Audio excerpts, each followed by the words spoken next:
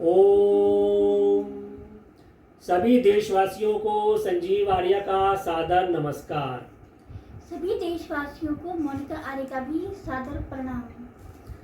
आज दिनांक 26 अगस्त 2020 के दिन YouTube पर अपने कार्यक्रम जन्म कुंडली की व्याख्या के अंतर्गत जन्म कुंडली के सप्तम भाव के बारे में हम आपको जानकारी देने जा रहे हैं, जिसमें पति पत्नी के सुख दुख, उनके संबंधों, शादी कब और कहाँ होगी के बारे में जानकारी दी जाएगी।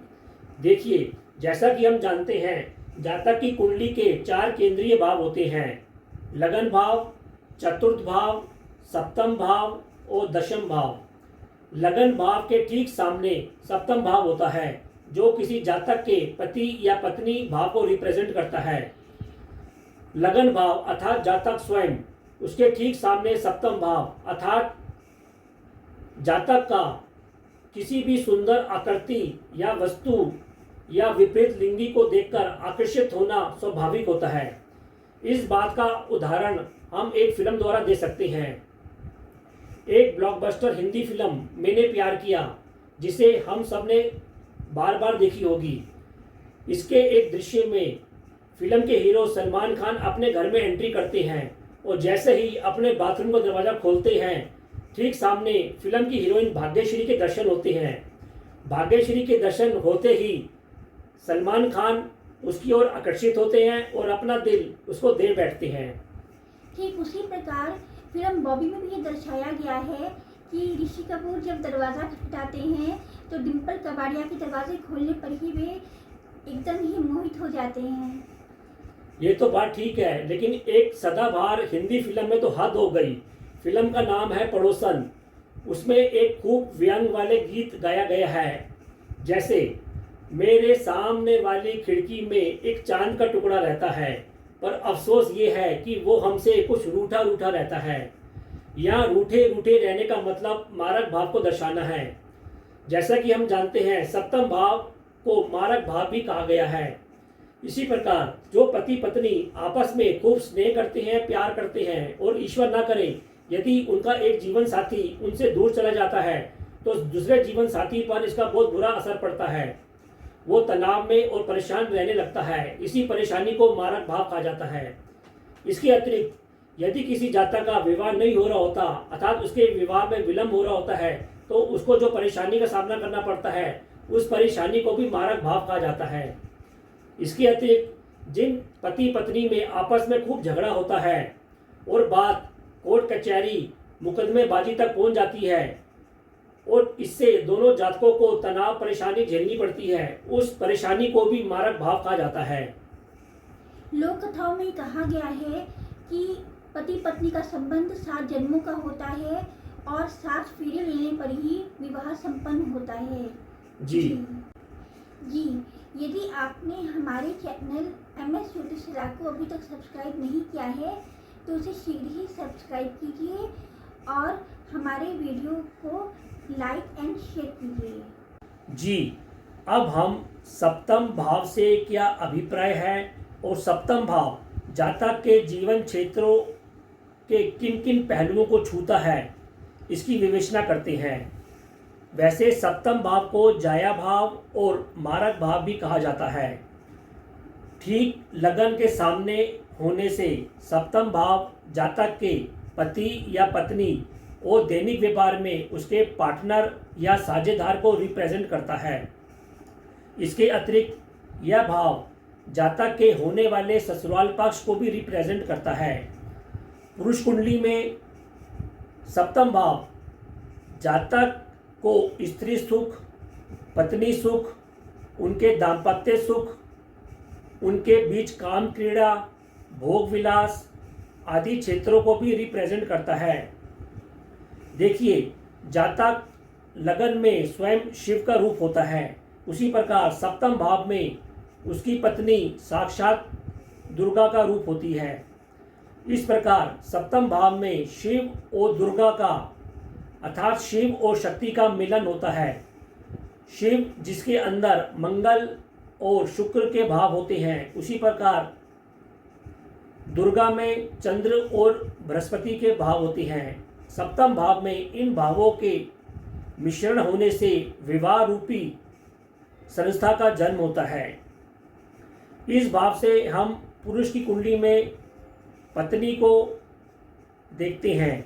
इसके अतिरिक्त इस भाव से हम जातक के शरीर में, जातक की कमर, उसके जननेंद्रिय अंग, उसकी बवासीर की बीमारी, उसके गुप्त रोग आदि रोगों को देखा जाता है।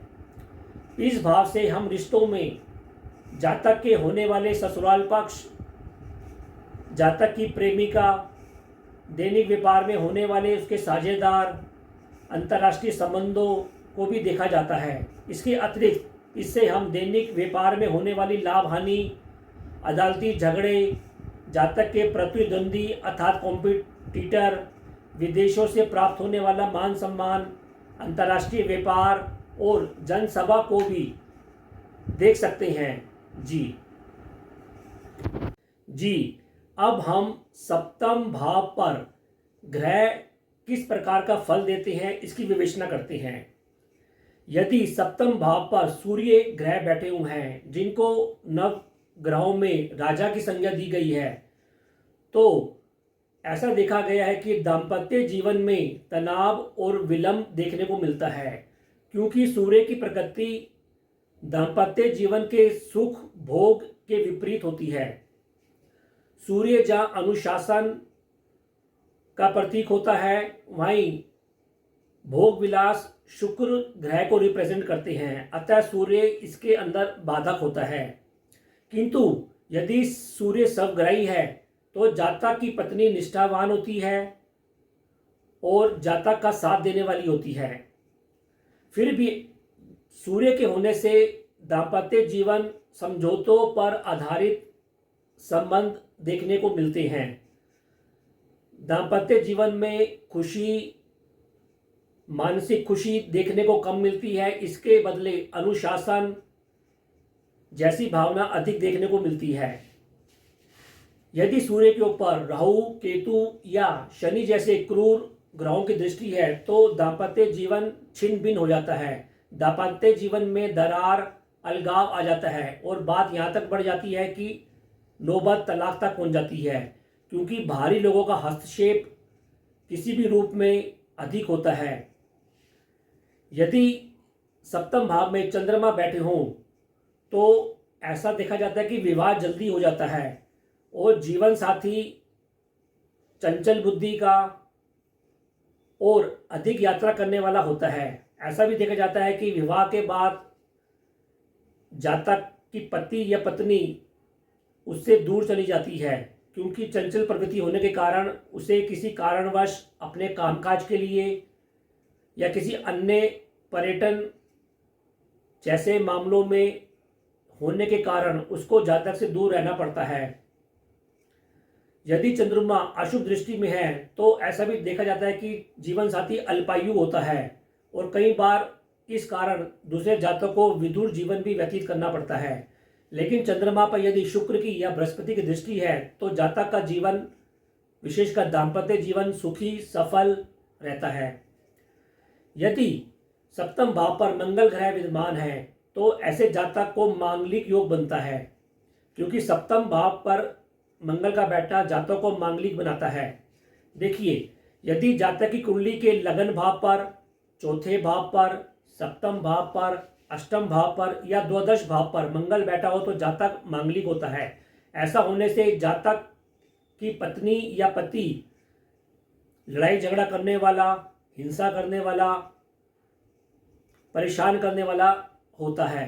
इस कारण दोनों के संबंधों में तनाव और नौबत, लड़ाई झगड़े, मुकदमेबाजी तक पहुंच जाती है। यदि मंगल के ऊपर राहु या शनि की दृष्टि है तो ये 100% सटीक भविष्यवाणी है कि उनके दाम्पत्य जीवन में लड़ाई झगड़ा, मुकदमेबाजी और तलाक की नौबत आएगी। इससे भी बढ़कर एक जीवन साथी को जीवन का खतरा तक हो सकता है। और यदि मंगल शुभ दृष्टि में है, यदि मंगल के ऊपर चंद्रमा की दृष्टि है, सूर्य की दृष्टि है, तो दोनों पति पत्नी मिलकर अपने जीवन को उत्साह के साथ चलाते हैं और दोनों अपने जीवन को अधिक से अधिक सफल करते हुए देखते हैं। यदि सप्तम भाव पर बुध ग्रह की दृष्टि है तो ऐसा देखा जाता है कि जातक की पत्नी या पति विनोद प्रिय होता है, हंसमुख होता है, अपने जीवन साथी के मुकाबले कुछ छोटी उम्र का होता है। और ऐसा भी देखा जाता है कि इनकी शादी किसी मीटिंगों द्वारा, कंप्यूटर की मदद से, अर्थात कंप्यूटर में आजकल जो ऑनलाइन विवाह करने की ऐपें हैं इनके द्वारा, न्यूज़पेपर द्वारा इनकी शादी होती है। कई बार ऐसा भी देखा जाता है कि अपनी जान पहचान के बीच अर्थात रिश्तेदारी में, जैसे मामा, चाचा, साला, साली की लड़कियों से विवाह तक हो जाता है। बुध के सप्तम होने पर यह भी देखा जाता है कि जातक कि पति या पत्नी नापुंसक हो भी सकते हैं। यदि बुध के ऊपर शनि की दृष्टि हो तो ऐसा होने के चांसेस बढ़ जाते हैं और उनको फिर संतान उत्पत्ति करने में परेशानी होती है।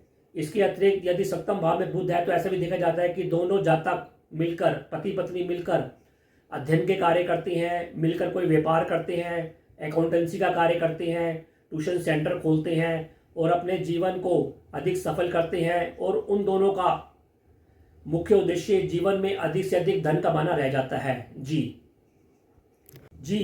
यदि सप्तम भाव पर गुरु या बृहस्पति महाराज बैठे हों तो जातक की पत्नी या पति निष्ठावान, धार्मिक, मर्यादा अनुसार व्यवहार करने वाला और अपने जीवन साथी के सुख और भाग्य में वृद्धि करने वाला होता है। विवाह के पश्चात जातक के जीवन में सारे सुख देखने को मिलते हैं और उसका ससुराल पक्ष भी शिक्षित और धनवान होता है। यदि गुरु के ऊपर राहु की दृष्टि है तो ऐसा भी देखा जाता है कि शादी होने पर जातक के साथ कुछ फ्रॉड या धोखा होने की संभावना होती है। जातक की पत्नी या पति कायर या मुंह में राम राम और बगल में छुरी रखने वाला प्रवृत्ति का जातक होता है।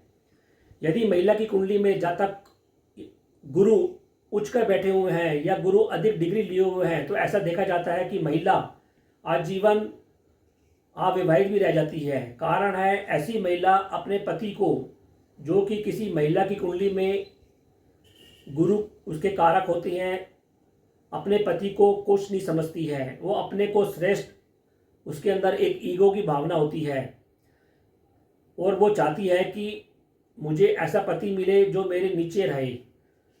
इसी कारण ढूंढते ढूंढते वो महिला आजीवन अविवाहित ही रह जाती है। इसके अलावा ऐसी महिला की रुचि धार्मिक क्रियाकलापों में अधिक होती है, जिस कारण कई बार वो गुरु श्राप के कारण अविवाहित रह जाती है। यदि सप्तम भाव पर शुक्र महाराज बैठे हो तो जातक का जीवन सुखमय होता है। विशेषकर शादी के पश्चात जातक को नाना प्रकार के सभी सुख देखने को मिलते हैं। जातक की पत्नी या पति हंसमुख, सुंदर, सुख समृद्धि बढ़ाने वाले होते हैं। जातक की पत्नी साक्षात लक्ष्मी का रूप होती है। जातक स्वयं पीठ के दर्द से यहाँ पीड़ित हो सकता है और उसको रति सुख और काम क्रीड़ा में अधिक रुचि होती है। यदि शुक्र के ऊपर राहु या मंगल जैसे ग्रहों की दृष्टि हो तो ऐसा भी देखा जाता है कि जातक पर स्त्री से संबंध रखता है। और यदि शुक्र के ऊपर शनि की दृष्टि हो या राहु की दृष्टि हो तो जातक नीच स्त्रियों का संग करने वाला होता है।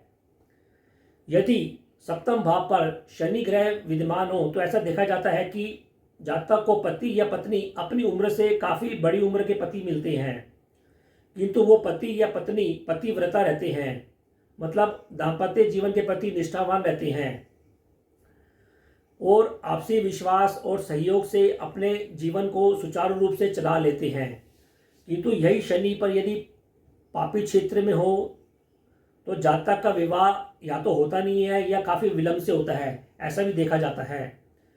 यदि सप्तम भाव पर राहु और केतु जैसे तीक्ष्ण और क्रूर ग्रह बैठे हों तो कई बार ऐसा भी देखने को मिलता है कि जातक की शादी नहीं हो पाती है, क्योंकि राहु और केतु बेसिकली पिछले जन्मों का फल हमको देने के लिए इस भाव में आकर बैठते हैं, विशेषकर केतु।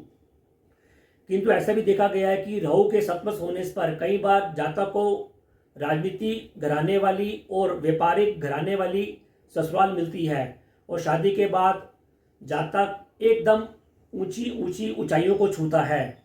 किंतु यदि यही राहु पाप दृष्टि में हो तो जातक की पत्नी कुटिल, पाप कर्म करने वाली, कायर और गलत आचरण करने वाली होती है। केतु यहाँ पर जातक को भ्रष्ट और मलिन स्त्रियों से संबंध बढ़ाने वाला बनाता है। कई बार ऐसा भी देखा जाता है कि पापी केतु के कारण उसकी पत्नी या पति उसको छोड़कर चले जाते हैं। कई बार ऐसा जातक इस केतु के कारण अल्प वीर्यवान और विदुर तक हो जाता है। कई बार ऐसे भी देखा जाता है कि पत्नी जातक के साथ कोई ना कोई विश्वासघात करती हुई भी प्रतीत होती है। तो कुल मिलाकर हमने देखा कि सप्तम भाव पर ग्रह किस प्रकार का फल देते हैं। कहने का तात्पर्य यह है कि यदि सप्तम भाव पर शुभ ग्रह बैठे हैं, शुभ राशि विद्यमान है, शुभ ग्रहों की दृष्टि है, तो निश्चय ही जातक को दाम्पत्य जीवन का सुख और उसके जीवन में समृद्धि आती है। वो किंतु यदि ये विपरीत स्थिति है तो उसके दाम्पत्य जीवन में दुख, परेशानियां और नाना प्रकार की समस्याएं आती हैं, ये देखने को मिलती हैं। अब इन समस्याओं को दूर करने के हम कुछ संक्षेप में उपाय बताते हैं आपको।